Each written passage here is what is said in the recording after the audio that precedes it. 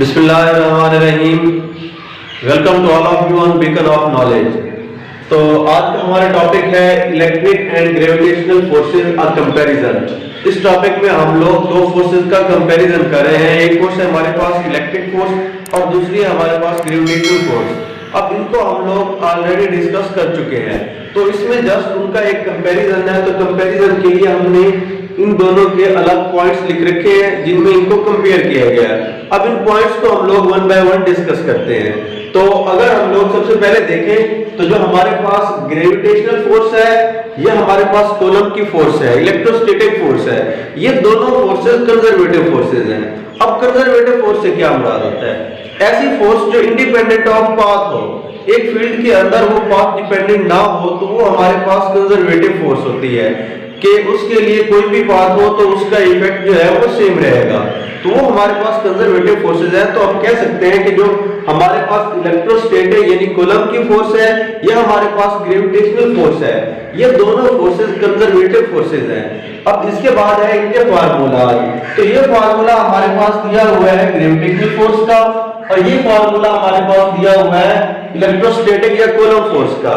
तो अगर हम लोग इनके फार्मूला को कंपेयर करें तो अब क्या है कि दोनों फार्मूला फोर्सेस के लिए है और दोनों में एक एक कांस्टेंट है और इनके बटा में r स्क्वायर है। तो हम कह सकते हैं कि ये जो दोनों फोर्सेस हैं ये अपने डिस्टेंस के स्क्वायर के इनवर्सली प्रोपोर्शनल हैं। कि अगर हम लोग इसी फोर्स को ग्रेविटेशनल में देखें तो ग्रेविटेशनल फोर्स जो है वो दो मासेस के दरमियान का जो डिस्टेंस है उसके स्क्वायर के इनवर्सली प्रोपोर्शनल में वेरी करती है। अगर हम लोग इसको देखें तो जो हमारे पास कूलम की फोर्स है, इलेक्ट्रोस्टैटिक फोर्स है, तो वो भी दो चार्जेस के दरमियान के डिस्टेंस के स्क्वायर के इनवर्सली प्रोपोर्शनल में वेरी करती है। तो हम कह सकते हैं कि इन दोनों के दरमियान की जो वेरिएशन है वो सेम है। अब इसके बाद बारी आती है उनकी कांस्टेंट की। अब यहाँ पर कांस्टेंट g है और यहाँ पर कांस्टेंट k है। तो जो हमारे पास g है, g की वैल्यू k की वैल्यू से कम हुआ करती है और k की वैल्यू g से ज्यादा है। अब जब इसकी वैल्यू कम होगी तो हम कह सकते हैं कि यहाँ से जो भी आंसर आएगा उसके साथ एक कम वैल्यू मल्टीप्लाई हो रही है। जब कम वैल्यू मल्टीप्लाई होगी तो जो ओवरऑल आंसर है वो भी कम हो जाएगा। अब k की वैल्यू g से ज्यादा है, तो यानी जो भी आंसर यहाँ से आएगा उसने मल्टीप्लाई होना है k से जो g से ज्यादा है, तो इसका आंसर कुछ ज्यादा होगा। जब इसका आंसर ज्यादा आ रहा है यानी इस फोर्स की वैल्यू ज्यादा बन रही है, तो हम लोग ये कह सकते हैं कि जो हमारे पास इलेक्ट्रोस्टैटिक फोर्स है वो एक स्ट्रॉन्ग फोर्स होगी as compared to gravitational force. और ग्रेविटेशनल फोर्स हमारे पास वीक फोर्स होगी। क्यों? क्योंकि उसके कांस्टेंट की वैल्यू कम है। जब कांस्टेंट की वैल्यू कम है तो उस वजह से वो एक वीक फोर्स होगी, जबकि हमारे पास इलेक्ट्रोस्टैटिक फोर्स इसकी निस्बत स्ट्रॉन्ग फोर्स होगी। अब अगर हम बात करें इनकी क्वालिटेटिव एनालिसिस की, इनकी प्रॉपर्टीज के लिहाज से, तो हमें पता है कि जो इलेक्ट्रोस्टैटिक फोर्स है चार्जेस के दरमियान है, तो चार्जेस दो तरह के हैं, प्लस के भी और माइनस के भी। अगर ये चार्जेस एक जैसे होंगे, चाहे प्लस के होंगे चाहे माइनस के होंगे, अगर एक जैसे चार्जेस होते हैं उस सूरत में वो एक दूसरे को रिपेल कर देते हैं। अगर वो चार्जेस अपोजिट हो यानी एक चार्जेस प्लस हो और दूसरा माइनस का हो, तो वो एक दूसरे को अट्रैक्ट किया करते हैं। तो हम कह सकते हैं कि जो हमारे पास इलेक्ट्रोस्टैटिक फोर्स है वो रिपल्सिव भी हो सकती है और अट्रैक्टिव भी हो सकती है, जबकि जो ग्रेविटी की फोर्स है वो मासेस को अट्रैक्ट किया करती है, वो कभी रिपेल नहीं करती। तो ग्रेविटी की फोर्स सिर्फ अट्रैक्टिव प्रॉपर्टी रखती है, जबकि कूलम की फोर्स अट्रैक्टिव भी और रिपल्सिव भी दोनों प्रॉपर्टीज को होल्ड करती है।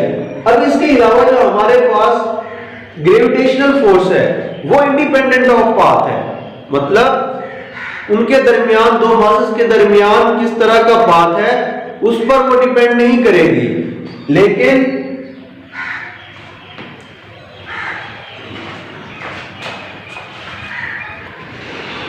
बिलाल यार इसका आखिरी पॉइंट है कटना है पीआई इंडिपेंडेंट फ्रॉम मीडियम, इसको दोबारा डिस्कस कर लें। तो अगर अब हम आगे बात करें तो जो हमारे पास ग्रेविटेशनल फोर्स है वो इंडिपेंडेंट फ्रॉम मीडियम है, यानी दो मासेस के दरमियान किस किस्म का मीडियम आ रहा है इस पे आप पर वो फोर्स कम या ज्यादा नहीं होगी। जब हम बात करते हैं कूलम फोर्स की, इलेक्ट्रोस्टैटिक फोर्स की, तो वो मीडियम डिपेंडेंट है। कि दो चार्जेस के दरमियान जिस तरह का मीडियम आएगा उस मीडियम के बिहाव पर उस फोर्स की वैल्यू ज्यादा हो सकती है या कम हो सकती है। तो अगर हम लोग इनको समराइज करें तो हमारे पास टोटल 6 पॉइंट्स हैं। सबसे पहला पॉइंट ये कि जो दोनों फोर्सेस हैं वो दोनों कंजर्वेटिव हैं। दूसरा पॉइंट ये कि दोनों फोर्सेस अपने दो चार्जेस या दो मासेस के दरमियान के डिस्टेंस के स्क्वायर के इनवर्सली प्रोपोर्शनल वेरी करते हैं, जैसा फार्मूला में है। और तीसरा पॉइंट ये कि जी की वैल्यू के से कम है या कह लें कि के की वैल्यू जी से ज्यादा है। अब जब जी की वैल्यू कम है तो ये एक वीक फोर्स हुई और ये एक स्ट्रॉन्ग फोर्स हुई। और इसके अलावा जो हमारे पास ग्रेविटेशनल फोर्स है वो सिर्फ अट्रैक्टिव है और ये अट्रैक्टिव प्लस रिपल्सिव फोर्स है। ये हमारे पास इंडिपेंडेंट फ्रॉम मीडियम है, जबकि ये मीडियम पर डिपेंड करती है। बहुत शुक्रिया। अगर किसी को कोई इशू हो तो आप हमसे कमेंट सेक्शन में पूछ सकते हैं। अल्लाह हाफिज।